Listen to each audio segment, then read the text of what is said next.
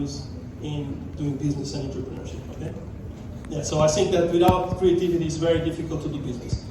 And creating new businesses is not easy, as you probably know. I know many of you here are in this area, or are probably interested in creating your own business in the future. And specifically, in terms of, let's think about, there's many ways to do business, there's many things you can sell, but let's just think about products or services. It's the most basic kind of thing that you can have a company that either sells a product or sells a service. Okay, that's the most basic. So let's think about that. So how do you differentiate your product or service? Typically, there's 3 ways to do that. One of them is price, in this triangle. Well, how do you differentiate your product by price? You make a lower price than your competitors, right? So if you have a similar product or service to your competitors, they have a certain price, you lower the price, people might buy yours. The problem with that approach is that later on your competitor will realize that, and you'll lower the price as well. And you start into a cycle that is actually a race to the bottom. At some point, by lowering the prices, you get to a point where the business is not sustainable. The price that you sell the product or service is actually lower than the cost of developing the product or service. So this is one of the reasons why any company, they will only lower the price as a last resort. You don't want to start that process because it's a race to the bottom. It's not a good way to differentiate your product. It's a possible way, and it might be necessary, but you want to avoid that. Now, the other way to differentiate your product or service is through customer intimacy. What does that mean? If you are the owner of a bar, people go to your bar to have a drink, how do you create an intimate relationship with them? The bartender have a good conversation, maybe people like to go there, and even if the bar next door is more expensive, you go to this one because you have customer intimacy, or you know the person, the tailor that makes your suits. It's the most expensive in town, but it's the one where you cut your hair. Right? This is a very common way to differentiate business. Got nothing to do with price. Price becomes irrelevant. But the problem with this approach, there's also a big problem, is that it's not scalable.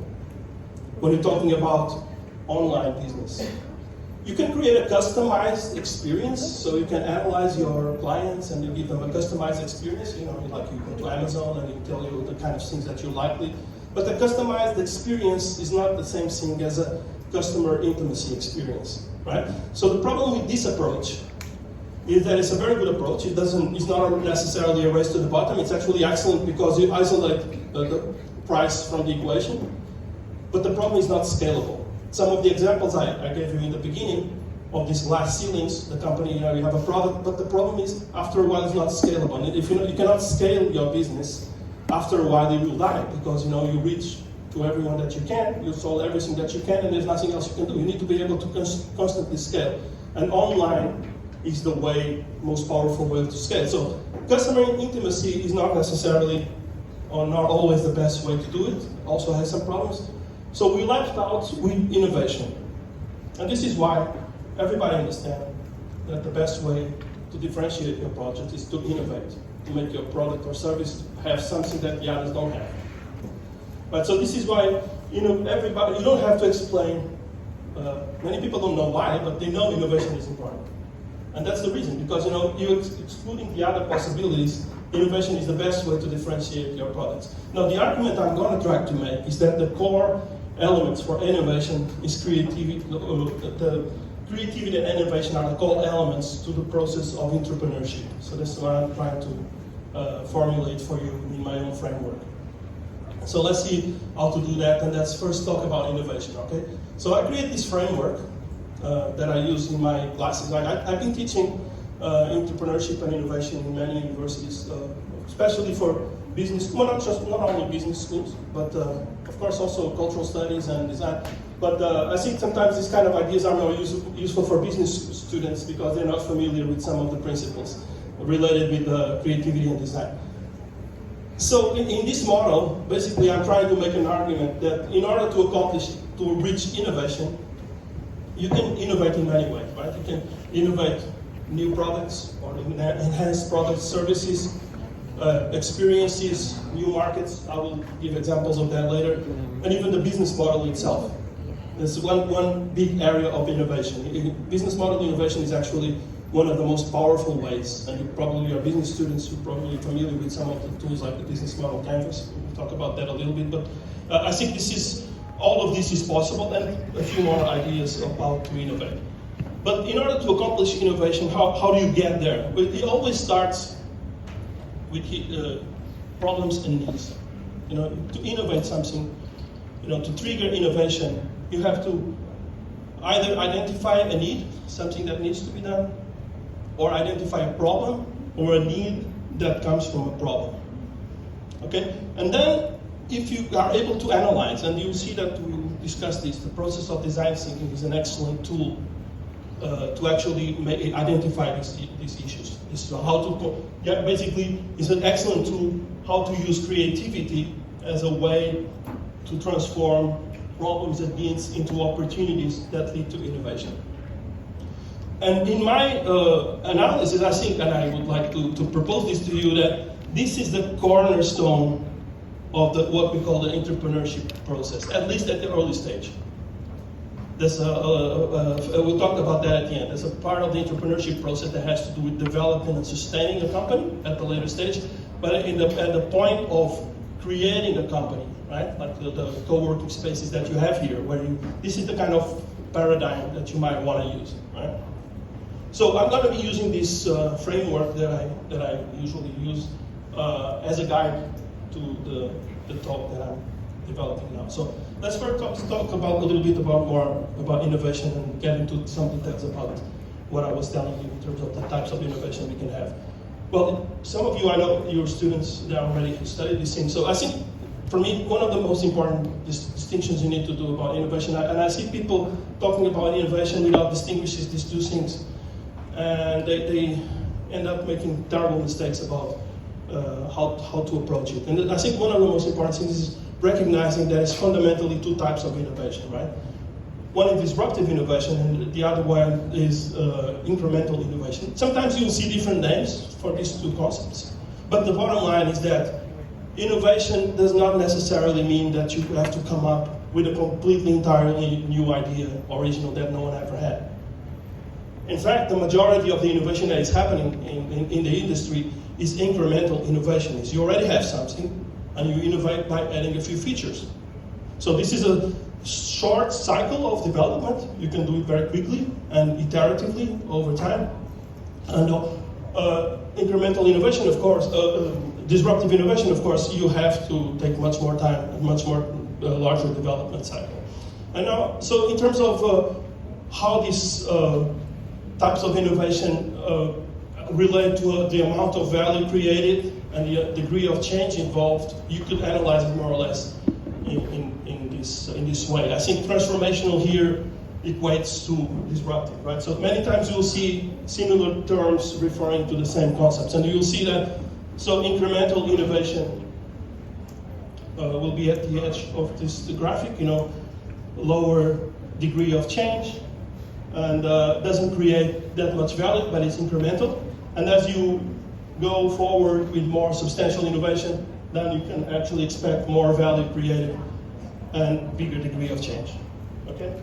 So this is the basic principle. Now, let's talk about the origins of innovation, so we understand a little bit better what I mean by this. So these kinds of ideas of problems and needs, can I show you some examples of that so you understand what I mean exactly? Problems first. Okay, so let's remember many years ago when people think that the idea of piracy in terms of media, people were very afraid, and this over the years, people think that radio is going to destroy the record industry. It didn't happen. Television is going to be the end of cinema. There's still cinemas around. Taping and using tapes to record music is going to kill music. That didn't happen. Video would be the death of Hollywood. It's still there, going strong and innovating. So there's always this kind of problems, these big problems. There was a very famous case in 2000 where this very famous rock band, the Metallica, they sued Napster. Napster was one of the original companies that was sharing music media. And so back then, this seems to be the right thing to do, right? This was a problem. But from that problem emerged the biggest development in the music industry. You can see the difference between the impact of music industry in the online versus any other tangible physical media before. So these big problems usually are the trigger of a technology and innovation cycle, right? And I wanted to tell you about this very useful tool that is called the Gartner Hype Cycles. Maybe some of you are familiar with this if you were studying this area. The Gartner Hype Cycles is a way to analyze the development of technology. Basically, what it tells us is that there is always a need or a problem that will trigger technology development and innovation, right? But you shouldn't expect that just because an innovation comes up, that will be immediately adopted in a linear way. Normally, what happens, especially in technology, is that there will be a moment of inflated expectations about what this technology can do, and then people will get disappointed, and we'll go to what we call the throw of disillusionment. Okay, so people will think, oh, this technology is going to be amazing, it's going to do everything for us, and then they realize, well, actually, it's not as much as I thought, so they overshoot on the other direction. They think, oh, this technology is not good at all.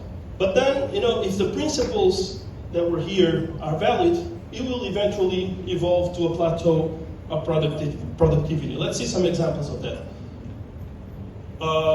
So big problems like the internet, right? So at the early age of the internet, it seems like this would happen.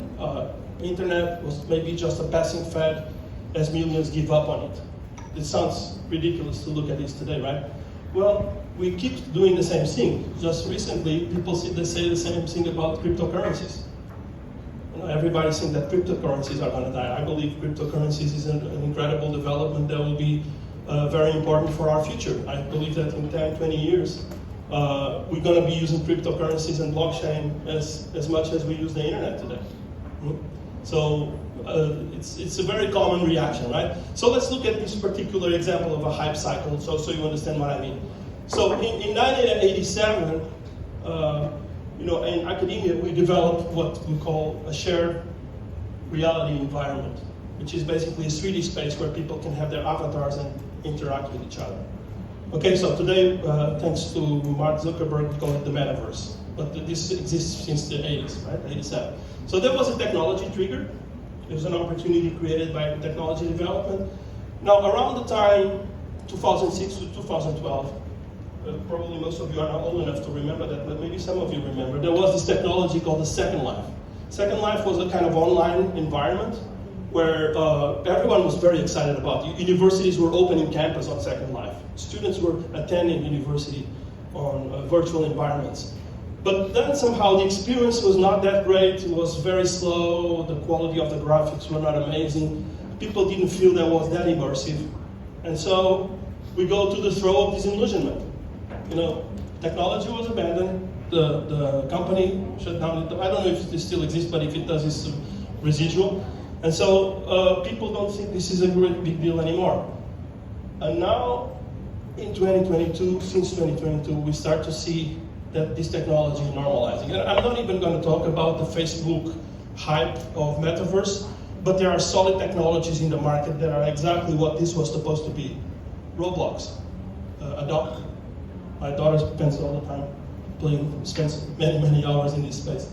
Virtual immersion in this kind of space is actually a reality.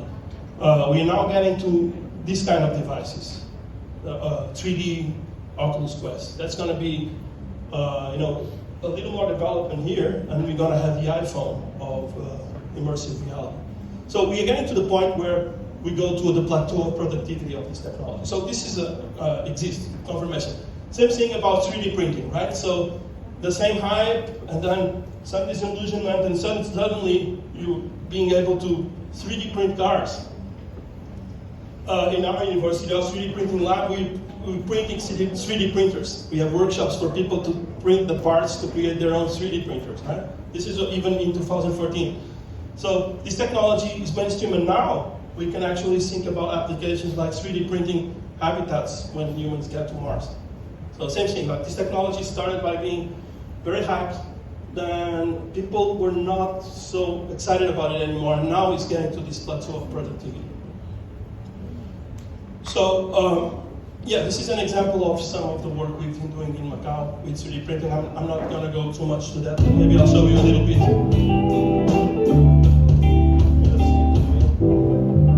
So basically, we were invited by the Macau Museum for the Grand Prix. There's a Grand Prix in Macau that's very famous for car racing. And so they asked us to create 3D printed versions of classic cars for the museum. So if you go to Macau, you go to this museum and you see the cars that we printed. And so basically we use the technology in this way, just small pieces, we assemble it together. And at the end, we were able to do a very sophisticated and advanced prototyping. Let me show you the final. Sorry, the video is in Portuguese. This was done by the government in Macau.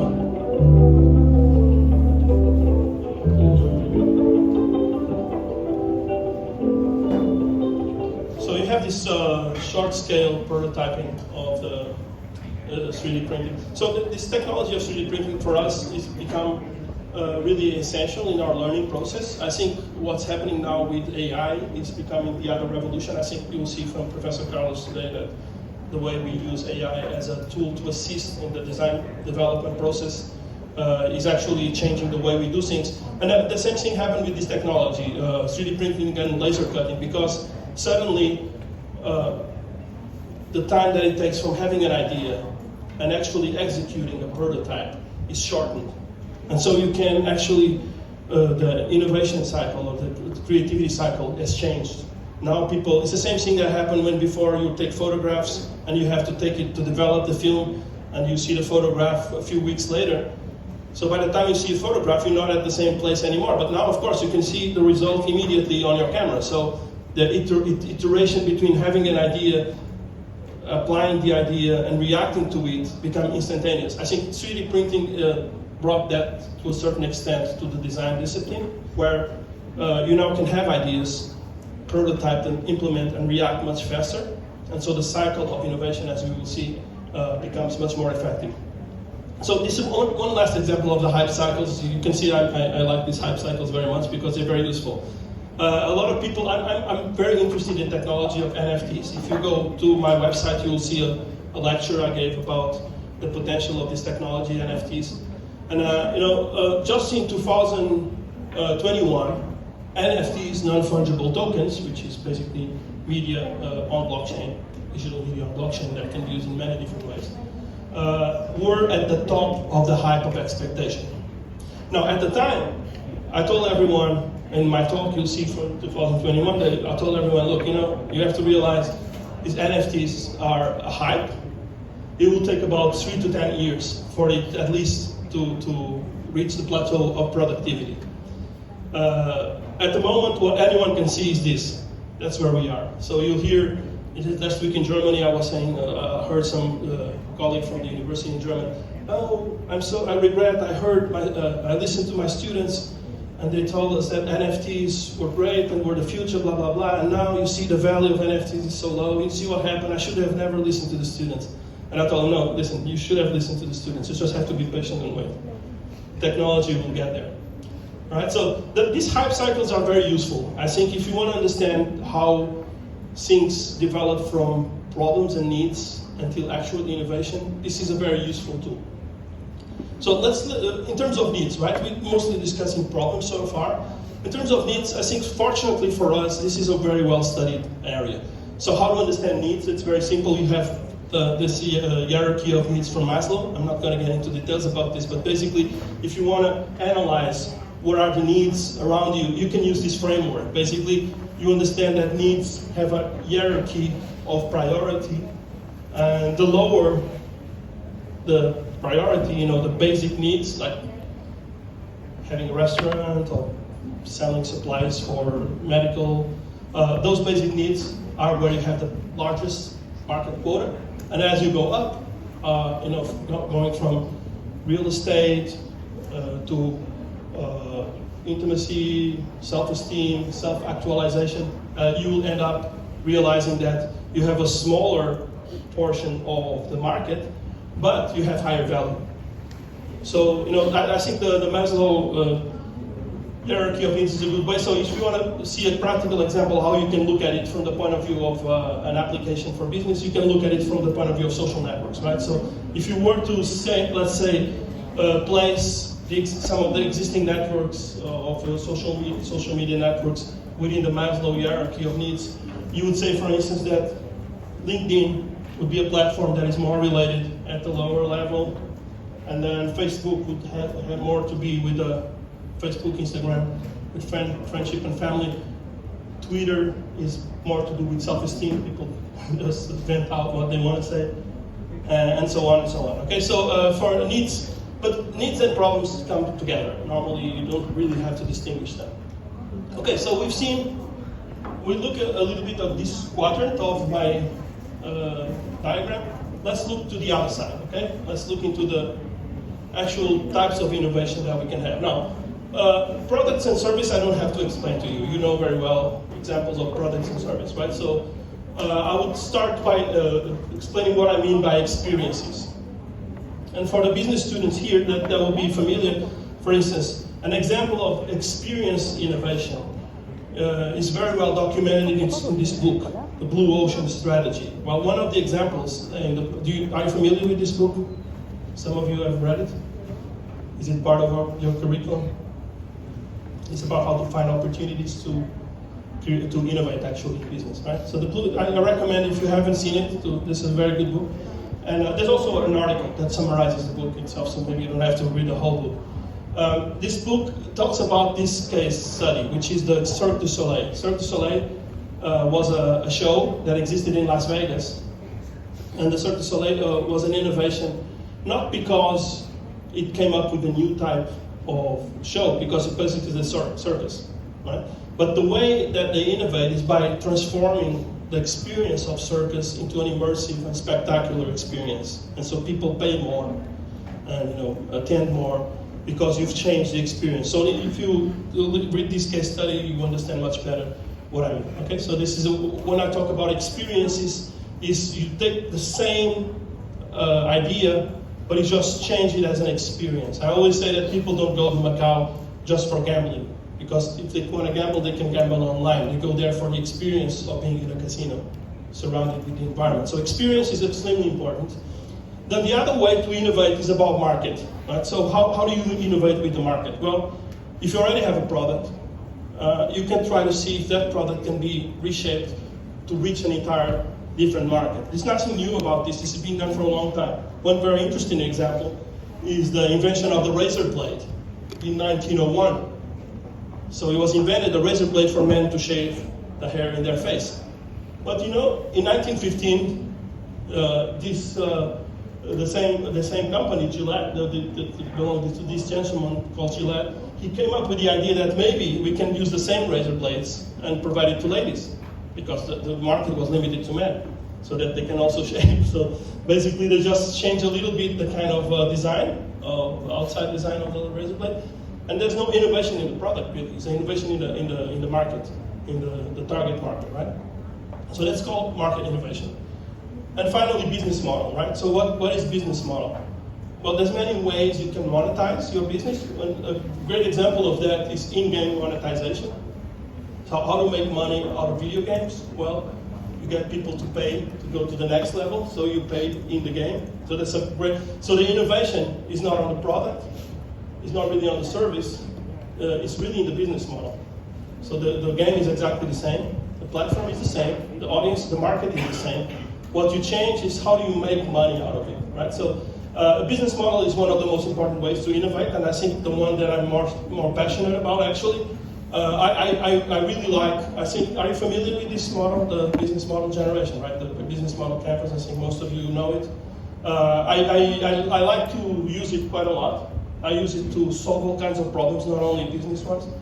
But I think it's a great place to start in systematizing this approach to business. So I recommend this to Osterwalder and Yves Pinier, Alexander Osterwalder. And I run workshops on this kind of stuff. I have a whole framework with this. But I really recommend that you be using this as much as you can. And then there's also this question, can we actually innovate in ideas? Yeah, of course. But ideas by itself, if you're not applied, how can you use it as an innovation? Well, one of the things you can do is by safeguarding your idea with intellectual property rights protection. So there's different ways you can go around it. Copyright, trademarks, design, patents. I have a couple of design patents for my instruments. So this is a way to protect your ideas if you actually innovate on ideas, right? So another way is not to disclose. So people say that the most well-kept secret in the world is the recipe for Coca-Cola. No one can really replicate.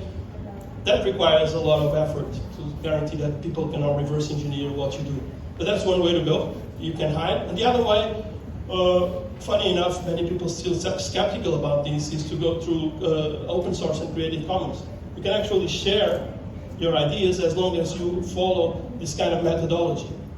And there's plenty of examples of successful business ventures that are based on open source. So like the Blender, the software for 3D printing, is becoming the industry leader, and it's an open source software, right? So there's another approach. So yeah, ideas can actually be also, the idea itself, a source of innovation. Okay, so that was the introduction about innovation. Let's talk on the second part of this paradigm, which is creativity. Okay, so what I would like to tell you about creativity is that, of course, it's at the heart of this framework. And I like this model of creativity where you can basically summarize the creativity in three basic elements. And this comes out from the very interesting documentary and book called Everything is a Remix. Now, basically, the argument is here that to be creative and to create something original, you're normally inspired in three different ways. Either you copy something, you transform something, or you combine something. So let me give you examples of what this means. So this is the documentary. I'm not going to show you, but you can watch it online. So one example of how does creativity by copying remains relevant in terms of business. Okay, so we know that there's a city called Venice. We know that there's a casino in Las Vegas that copy the idea of Venice. And it's become very successful. People go there to have an experience similar to being in Venice, which is not exactly the same, obviously, but some sort of experience similar to being in Venice. Now the question is, okay, so they copy Venice. It's a copy. It's not really a copy, maybe inspired by Venice, right? However, this model seems to keep working because in Macau, they copy the one in Las Vegas exactly the same. Millions of people keep being attracted to this one. And then they did the same thing in Manila, in the Philippines. So copying the same idea again and again can still work. So there's the idea of copy in this sense actually is an element that works in the context of creativity. Okay? This is one. Then the other way is transformation. What I was talking about just now, the Cirque du Soleil, right? As an example of that. So circus has been around for a long time, but by transforming it into a different kind of experience, the Cirque du Soleil was much more successful than any circus that's ever been on Earth. And that keeps happening, you know. As I said, this comes as a case study in the Blue Ocean Strategy. This keeps happening. In Macau, they also copy the Cirque du Soleil. Actually, one of the designers of this show did another version of it and still successful. So transformation is another way. What about combine? What do I mean by combine? Let me give you an example of a few friends of mine in Macau. So they wanted to have a tattoo shop. They wanted to make their business more attractive. And they had some of the people working with them that had some skills in cutting hair. So they put the two together, and they have this place where you can do some very trendy and stylish tattoos and haircuts to have a comprehensive styling of your own appearance. That includes the body and hair. Okay, so putting those things together, you have some original idea.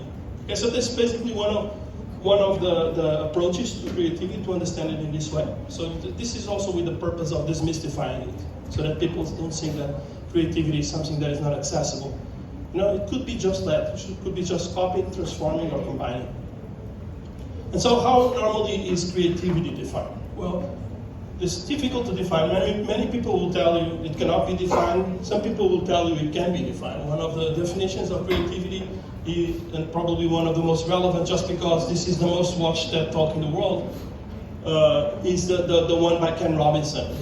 This very famous TED Talk where he talked about two schools kill creativity, and he defines creativity as the process of having original ideas that have value. So that's how he defines creativity. And the key words for me here in this definition is the word process. Now he's saying that creativity is a process, right?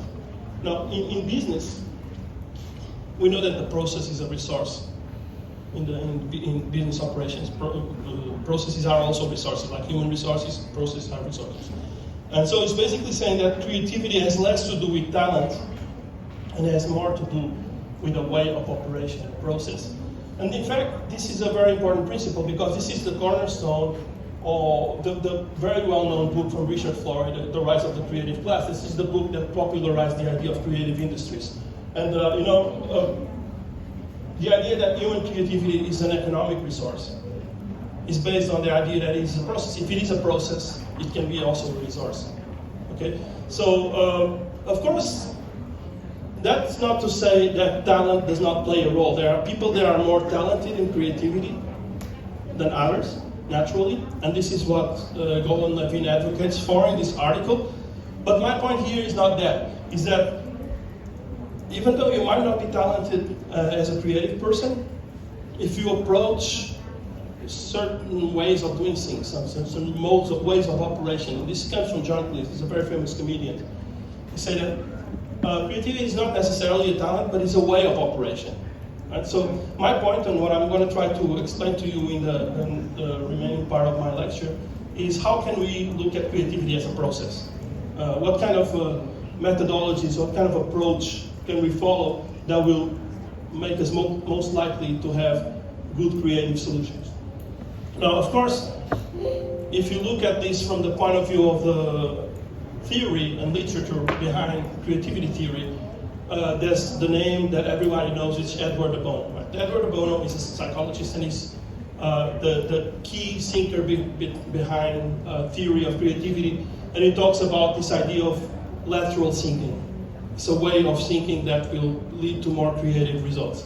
I'll tell you a little bit about what this lateral thinking is about because I find it quite useful. So, according to the theory of, I'm going to explain the theories of Edward de Bono for non-psychologists because his audience is usually the people in psychology, and what is useful is actually to understand what he means as a normal person that's going to use this kind of methodologies and processes to solve their own problems, right?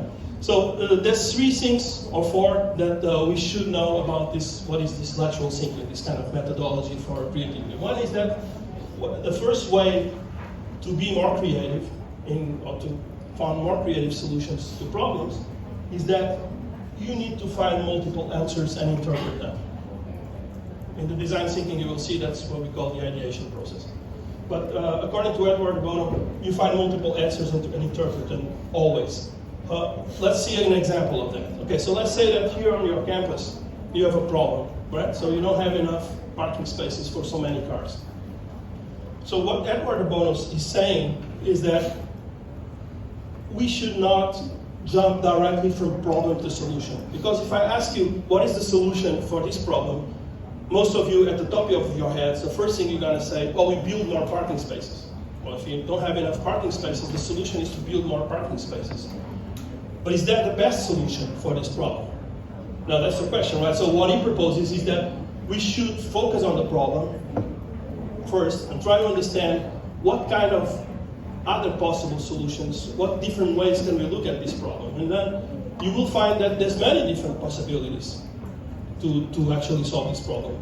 Maybe you don't have to build more parking spaces. Maybe you can have an online system for carpooling for the students or the staff.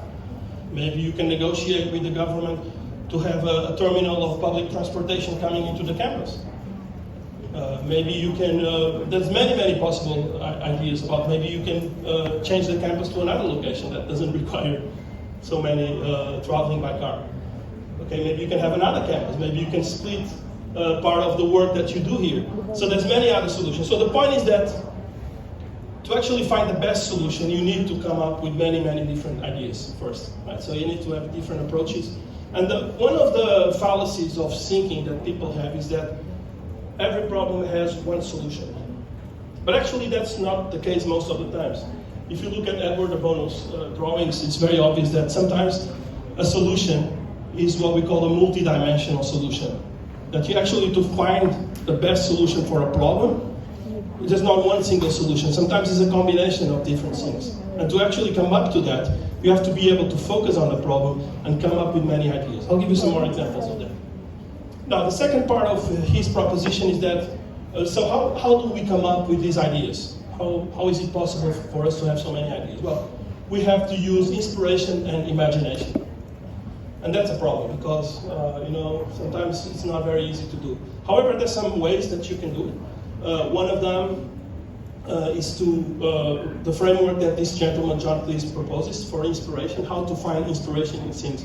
And this is well, that would be a 3-hour lecture in itself, or maybe more. But John Cleese proposes 5 different ways where you can inspire yourself more.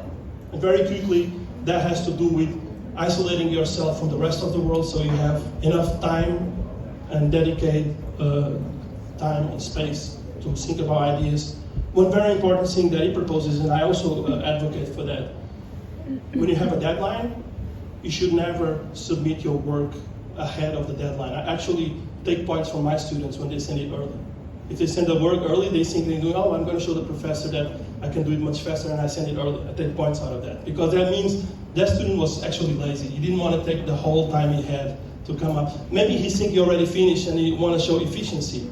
But what I want is not efficiency. The deadline is the deadline. I don't need to have the work before the deadline. That's why I said the deadline is that deadline. So what I expect is that people, if the deadline is Friday, and by Tuesday they already concluded their job, what they think they concluded, there's no reason why to submit on Tuesday. They wait until Friday, who knows what's going to happen. Maybe they will wake up on Wednesday and rethink the whole thing, and then it's too late because they already submitted. So, one of the things he says about time here, the second time, is that any creative person will use as much time as it's given to do the project. And there will be some of you that are not capable of submitting before the deadline, because it's in them. But some others, you might think that, the fastest I get rid of the project, the better.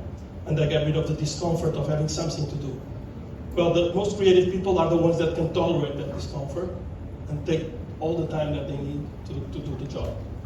And there's a couple of more things. Very important is confidence, not being afraid of making mistakes. That's the biggest creativity killer. So people need to be encouraged to make mistakes. And this is something, especially I find it in Southeast Asia, I've been finding this quite difficult. There's a culture of punishing mistake instead of rewarding mistake. And it's difficult to accept that, but we should accept that if you don't make mistakes, you cannot learn. And we'll talk more about that. And the last one is humor. I think it's very important that people take things relatively lightly. If you take yourself too seriously, that will also be something that will stop you from being more creative. Of course, at my age, humor becomes sarcasm, but this serves the same purpose. Okay, so imagination is the key of being able to come up with new ideas, right? So the problem is that when we were born, we are all our imagination is at the highest level it will ever be. Children are the most imaginative people in the world. They look at this and they see this. They look at that and they see a dinosaur.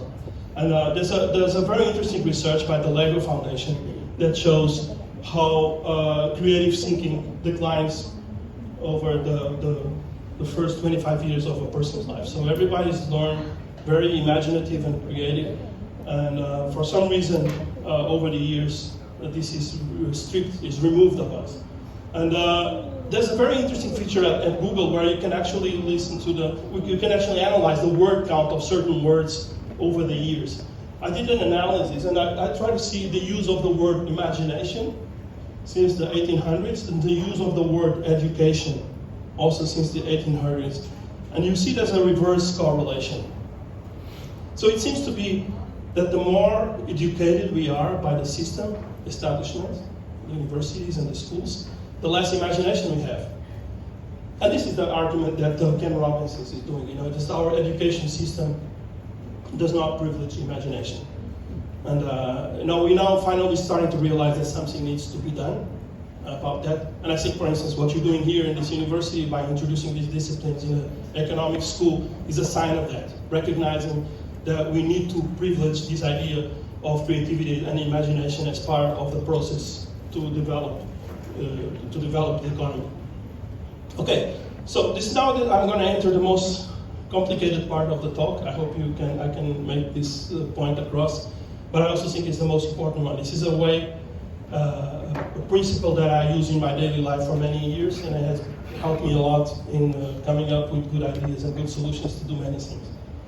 It's called functional fixedness. This is also comes from psychology, but I think it's a very important thing for people to understand if they can. So what is functional fixedness? Well, if I show you this coin, and I ask them, what is this object? Everybody knows it's a coin, right? And if I ask, what is the function of this object?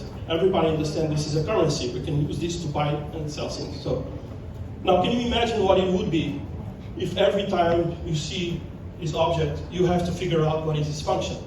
Well, you don't have to, because our psychological system has this system of associating ideas. It's called heuristics.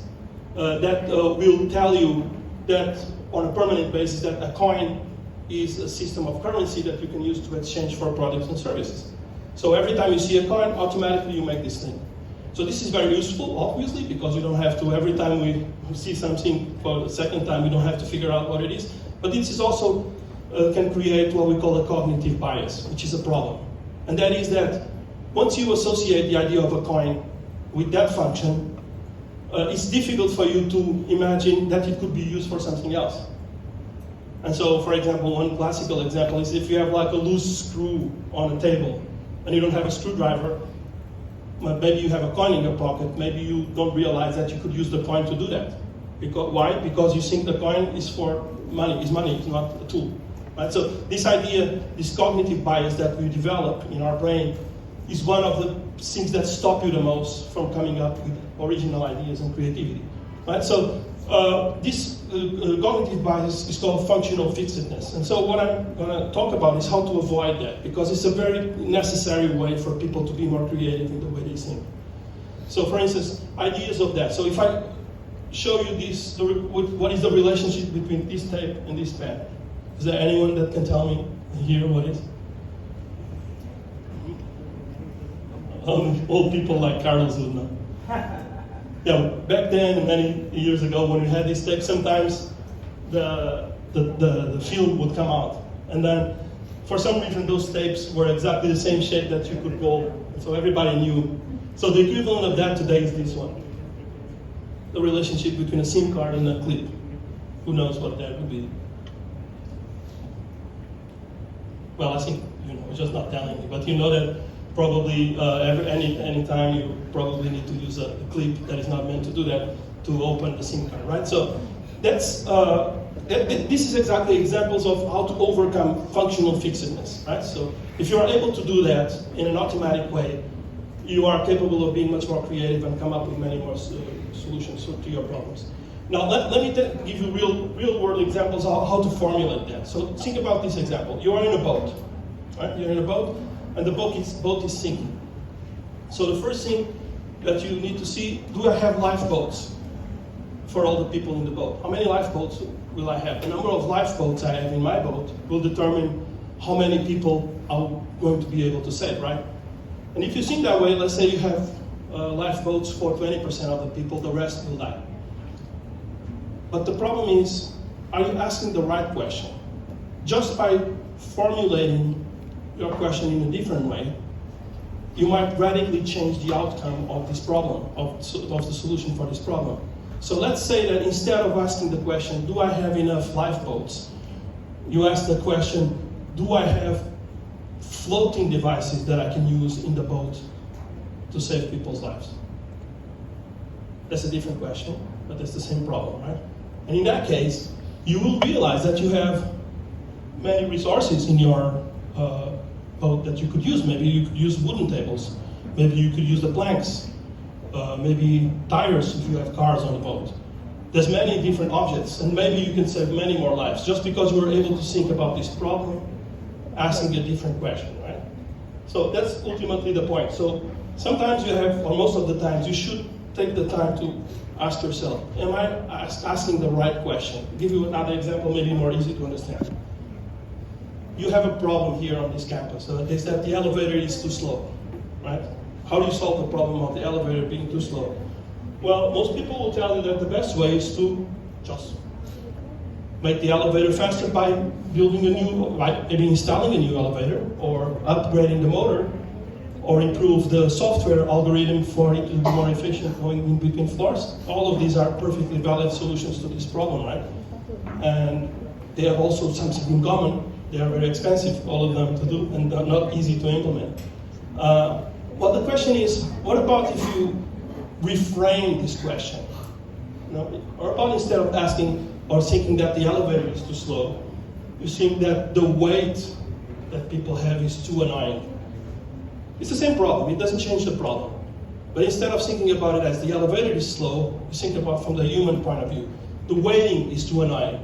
Well, if that's the case, then there's other types of solutions that are much cheaper and much easier to implement. You could just put a mirror in front of the elevator. People are going to be looking at themselves. They're not even going to notice that the time went by. They're checking out their makeup and this kind of stuff. You could play music. If it's interesting music, people will think about the music. They don't notice that the time is going by. You could install hand sanitizer, so people take a few seconds doing that.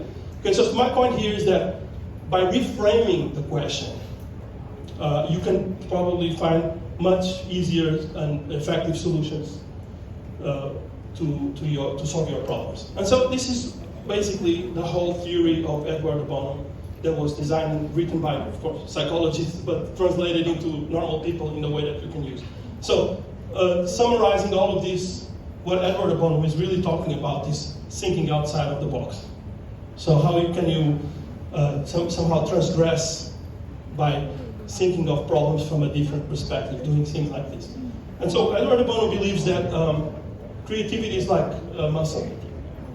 The more you exercise yourself in thinking in a certain way, the more effective you will become in being creative. And this is why we think that it's accessible to everyone. I certainly like to think that it's not something that is given to a few privileged people that were born creative, and everyone else does not have that possibility. I believe that anyone can be creative, but you have to be able to start thinking in these kind of processes, start challenging the ideas, right? And so Edward de Bono has this one called the Creativity Workout, these books, where there's a number of exercises that force you to think in a certain way. And ultimately, it's really almost always about the same thing. It's almost always about taking the time to realize how to formulate the question that you're trying to answer. It's really extremely important. I do that all the time. And everything I do in my life, my personal life, my work, I always think, I spend a lot of time thinking about the problems. Why these things in a certain way? And then once you get that clear, you'll see that it's much easier to get the answers. Okay, so everything that I've been talking about can be actually applied in this framework for creativity that's called systematic creativity. Right? The idea of creativity as being applied in a systematic way. And systematic creativity actually is a broader concept that includes what we know as design thinking. Okay, so I think you're all familiar with the design thinking methodology. Design thinking is basically a methodology, it's a formulation of a methodology that already existed that is anchored in these three basic ideas. Right? And the way you look at that is that you have to have empathy for the context.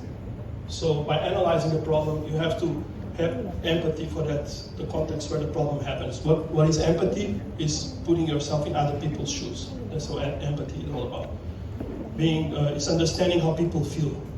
So this is why, for example, a medical student first-year medical students, the first thing they do to those medical students, they put them at the hospital. Even though they're not sick, they're committed to the hospital anyway, so they understand how the patient feels, by staying in a hospital bed, eating hospital food. So that's empathy, feeling the context. It's very important. That's one of the most important things. But empathy is one part of it, but then we have to find solutions for the problems. And that's what I've been talking about comes into place, creativity. And if you approach it in a systematic way, if you constantly think about how to reframe your problems, then you come up with more creative solutions, right? And then finally, when you have come up with some prospect solutions, you have to analyze. You have to be able to analyze that. And for that, you're not using creativity so much, you're using rationality. That you have to be very pragmatic. Okay, that's a great idea, but will it work? Though there's a way to do it, we prototype it. Today, it's possible to do that very easily. So this is what you usually call design thinking. It's not a new idea, design thinking, as much as you might think. It's in the 80s, it's already introduced in this book by Professor Peter Rowe. It's basically, at the time, design thinking was specifically the idea of how to use design methodologies for designers. I think we came a long way since then. And of course, you think about design thinking as a method, and you look at my framework, and you realize there's all these books, all this literature around the different aspects of what I've been talking about. So, problem solving with design thinking, that's this part of the framework. Design thinking for innovation, design thinking for strategic innovation, service design thinking for entrepreneurs. Okay, so we've been using this methodology in all these kind of concepts that I've been talking about today. And so normally the process of design thinking goes this way.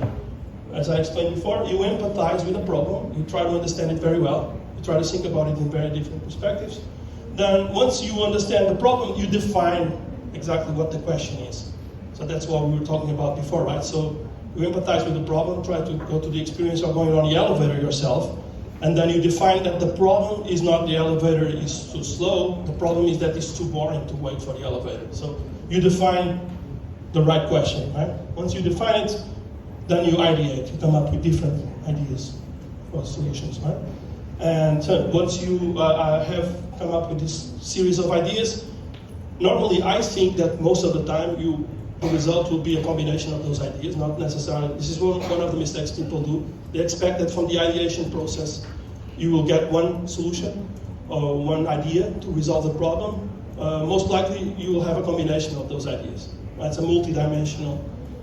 And so at that point, you have to test, right? So you prototype, you create some sort of a prototype, and then you test. And then you go again. It's an iterative process. And of course, this is what became quite popular at the School of Design at Stanford.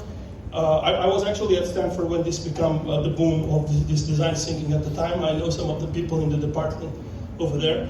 And it became a really popular methodology because it's so simple. And most importantly, because it can be used by people outside of the field of design. It's a problem-solving methodology. It's not just, there's one of the mistakes that you see sometimes. There's a lot of criticism about design thinking around the world. Normally that criticism comes from designers themselves. And their proposition is that design thinking reduces design to a very simplified approach. Yeah, but design thinking is not just for designers. Right? Design thinking is a methodology that's much broader than design. So yeah, I agree. For design, it's very limiting, and I'll show you why in a moment. Now, important things about design thinking to understand, and you'll see some examples this afternoon of application of that, is that first of all, it's an iterative process. What does that mean? You repeat and try many times. One of the best examples I know is the development of this rocket. This company, SpaceX, they are developing a fully reusable rocket that will be able to bring humans hopefully to Mars and make humankind a multiplanetary species. That's a really big goal. And the difference between this company's approach and the approach that other national companies are using, like NASA or in China or Russia, is that those companies, they don't use an iterative design thinking methodology. But basically they try to study the problem for a decade or 20 years, and when they are absolutely sure that they work, they will send the first prototype. It works at the first time. Now SpaceX, they are creating these prototypes of the rocket. So they start by doing this very simple one, then They evolved to different ones, and in fact, all of those blew up, or most of them never exploded in the air. They're not afraid to fail. Of course, in the media, people immediately say, "Oh, they're never going to make it. Another rocket blew up." They don't care. You know, for them, a failure is reward, is a learning experience. So every time they fail, they learn something. And finally, they were able to land one of these rockets already. Just a few weeks ago, they tried to do a second approach for the full stack of rockets, exploded in the air again. Within 1-2 years, they will have a fully operational. That would be unthinkable. If you see NASA, they put a man on the moon, and then almost 40 years later, nothing happened. Why? Because they don't follow this kind of process. They don't follow an iterative design thinking process. It's very effective to work in this way. Right. The other thing about design thinking is it's a visual medium.